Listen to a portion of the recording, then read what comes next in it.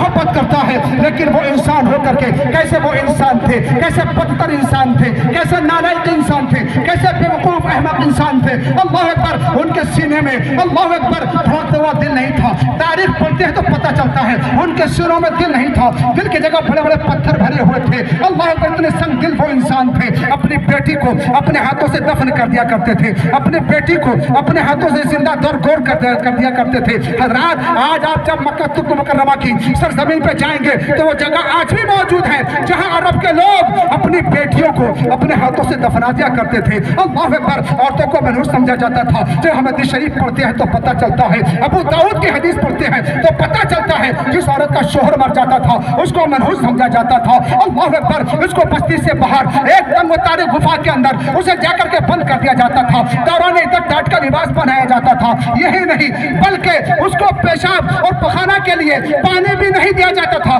جس سے وہ غلاظت کا مجسمہ بن جایا کرتی تھی۔ یہ عرب کی تاریخ میں آپ کے سامنے پیش کر رہا ہوں۔ اللہ اکبر، اجالے کا نام تک نہیں تھا۔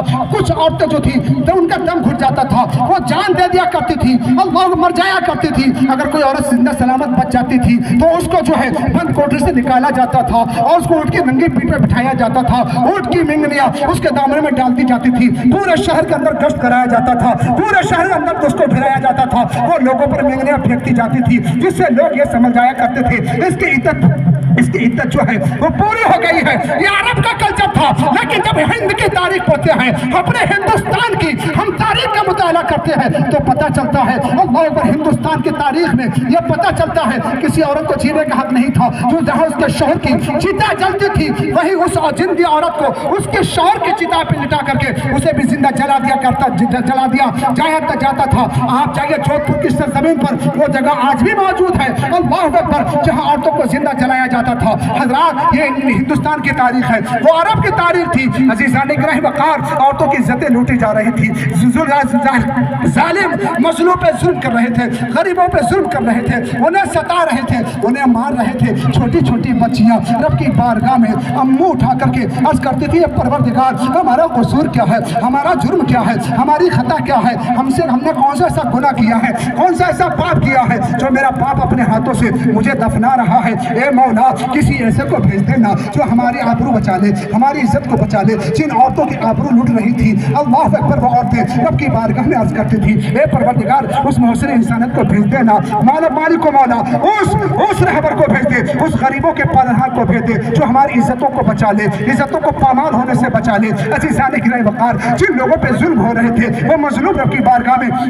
گڑ کر دعائیں کر رہے تھے، رو رہے تھے۔ میرے ملت کے نوجوانوں، اللہ اکبر، ان مظلوموں کی التجائیں، ان چھوٹے چھوٹے بچوں کی آہیں، عورتوں کی دعائیں، اللہ اکبر، باب اجازت سے ٹکراتی ہیں، اللہ اکبر، عرش اعظم سے ٹکراتی ہیں، اور جب عرش اعظم سے ٹکرائی تو کیا ہوتا ہے؟ مشیت کو ایک دن جلال آ ہی گیا، آخر میری آقا کی ولادت کا سوال آ ہی گیا۔ ان مظلوموں کی دعائیں عرش اعظم سے ٹکراتی ہیں، اللہ نے مظلوموں کی دعا قبول فرمایا، اور 12 ربیع النور صبح صادق کے وقت اعلان ہوا، اے دنیا کے لوگوں، اے مظلوموں، خوشیاں مناؤ، آج آنسو بہانے کا وقت نہیں ہے، آج تو خوشی منانے کا وقت ہے، جشن منانے کا وقت ہے، مسرتوں کا دن ہے۔ اے لوگوں، سنو، اللہ اکبر، 12 ربیع النور صبح صادق کے وقت حضرت آمنہ کی گود میں عبداللہ کے لخت جگر، حضرت آمنہ کے بطن سے صبح صادق کے وقت اس خاکدان گیتی پر جلوہ فروز ہوتے ہیں، اور دنیا کو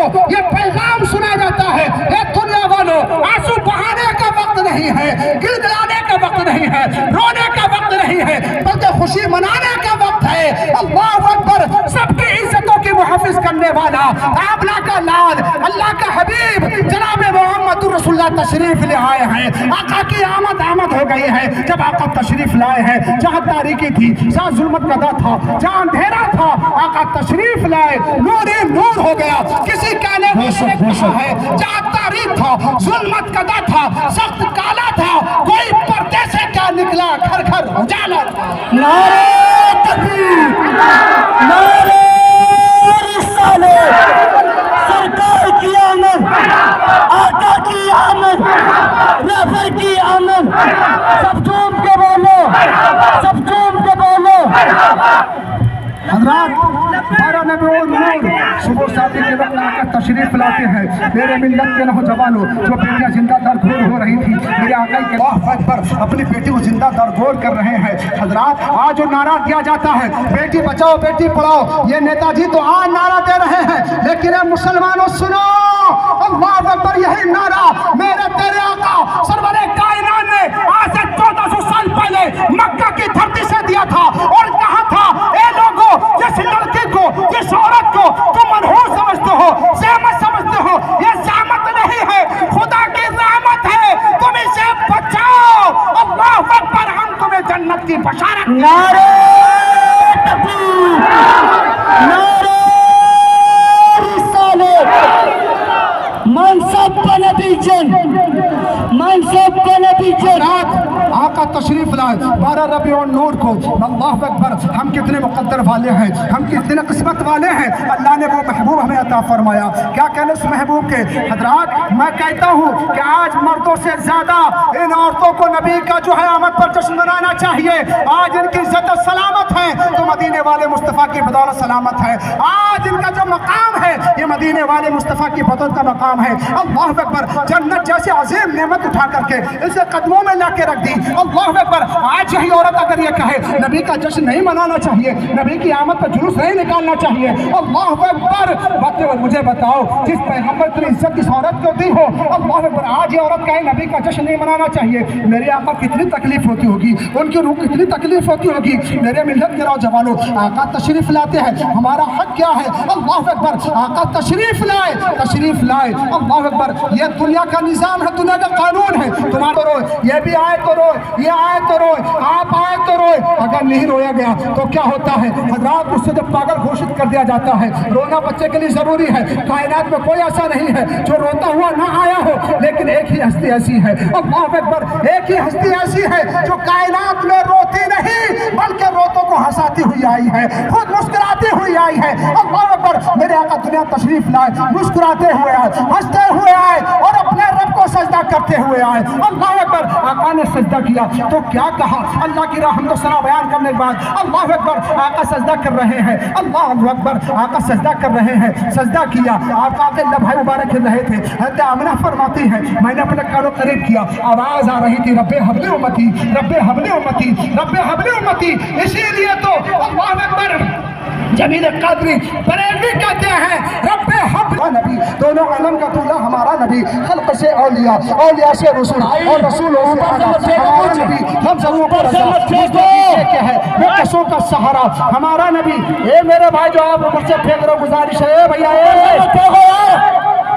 खल्क से औलिया, औलिया से रसूल और रसूलों से आला हमारा नबी। अल्लाह अकबर, आप फरमाते हैं कितने तारे खिले छिप गए पर न डूबे न डूबा हमारा नबी। और गमज़दों को रज़ा मुज़दा दीजिए कि है बेकसों का सहारा हमारा। नारे तकबीर, नारे रिसालत, नारे रिसालत, सरकार की आमद, आका की आमद, रहबर की आमद, हमारे नबी की क्या है शान, हमारे नबी की क्या है शान, हमारे नबी की क्या है शान। लब्बैक लब्बैक।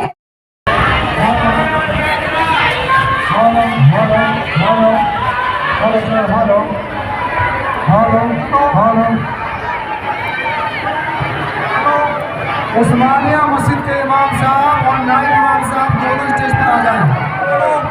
और हेलो भाई अंसार भाई, हेलो, सब स्टेज पर आ जाएं। हेलो, उस्मानिया मस्जिद के इमाम साहब और नाइब इमाम साहब और जमशेद भाई, अंसार भाई, दोनों सब स्टेज पर आ जाएं। और सब लोग यहीं पर रुक जाएं। प्रोग्राम होगा इंशाअल्लाह, उसके बाद आप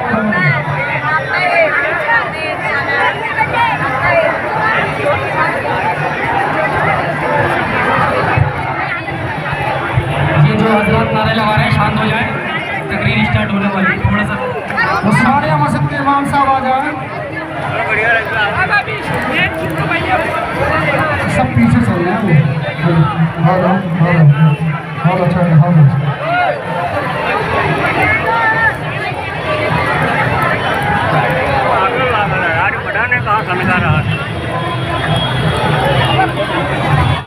ہوئے آپ جانتے ہیں کہ سجدہ کرنے کے لیے لباس کا پاک ہونا ضروری ہے، بدن کا پاک ہونا ضروری ہے، جگہ کا پاک ہونا ضروری ہے۔ میرے آقا نے فیصلہ کر دیا، بتا دیا کہ اے لوگوں مجھے اپنی طرح نہ سمجھنا، مجھ میں تم میں بہت بڑا فرق ہے۔ اللہ اکبر، آقا نے سجدہ کیا، بتا دیا اے لوگوں سنو، جعلت لی الارض مسجدا، آقا فرماتے ہیں اے لوگوں میں بھی پاک ہوں، میری والدہ بھی پاک ہے، میری زمین بھی پاک